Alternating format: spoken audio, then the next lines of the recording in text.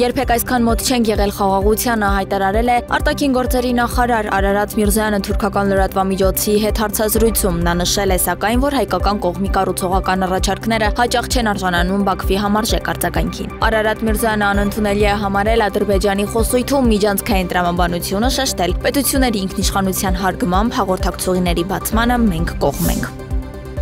Վիեննայում Արարատ Միրզոյանի գլխավորությամբ տեղի ունեցել եվրոպական ու հյուսիսային Ամերիկայի երկրներում եւ միջազգային կազմակերպություններում հավատարմագրված Հայաստանի դիվանագիտական ներկայացուցչությունների ղեկավարների աշխատաժողով։ Մտքեր են փոխանակվել տարածաշրջանային եւ միջազգային իրադարձությունների շուրջ։ Նախարար Միրզոյանը ներկայացրել է հարևանների հետ հարաբերությունների կարգավորման գործընթացներում վերջին զարգացումները։